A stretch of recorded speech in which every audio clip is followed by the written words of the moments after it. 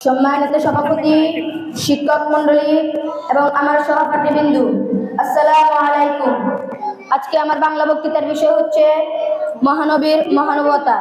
মহানুভবতা মানে হলো বড় মনের মানুষ হওয়া, যিনি নিজে কষ্ট পেয়ে অন্যকে ক্ষমা করেন, তিনি প্রকৃত মহানুভব। আর এই গুণের সবচেয়ে বড় উদাহরণ হলেন আমাদের প্রিয় নবী হযরত মুহাম্মদ সাল্লাল্লাহু আলাইহি সাল্লাম।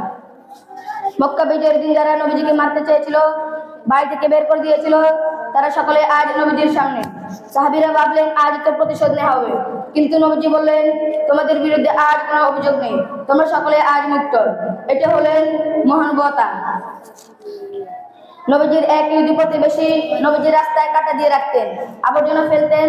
একদিন নবীজি দেখলেন রাস্তা পরিষ্কার। তিনি খোঁজ নিয়ে জানতে পারলেন লোকটি অসুস্থ। দয়ার নবী তখন তাকে দেখতে চলে গেলেন। নবীজির এই ব্যবহার দেখে লোকটি কেঁদে ফেললেন এবং সাথে সাথে কালিমা পড়ে ইসলাম ধর্ম গ্রহণ করলেন।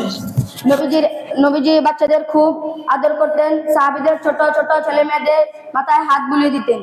তিনি খেলার সময় তাদের সাথে বসতেন। তিনি বলতেন যে ছোটদের স্নেহ করে না সে আমার উম্মত নয়। বন্ধুরা, নবীজির জীবনের প্রত্যেকটি কাহিনী আমাদের জন্য শিক্ষা। তিনি শক্তি দিয়ে নয়, ভালোবাসা আর মহানুভবতা দিয়ে পুরো পৃথিবীর আজকে এই সমাজে হিংসা, মারামারি, রাগের বলতে আমরা যদি নবীজির মতো ক্ষমা আর মহানুভবতা দেখাতে পারি, তাহলে পুরো পৃথিবী অনেক সুন্দর হয়ে যাবে। আসুন আমরা সবাই নবীজির আদর্শ গ্রহণ করি, বড়দের সম্মান করি, ছোটদের স্নেহ করি এবং সবার সাথে ভালো ব্যবহার করি। আমিন।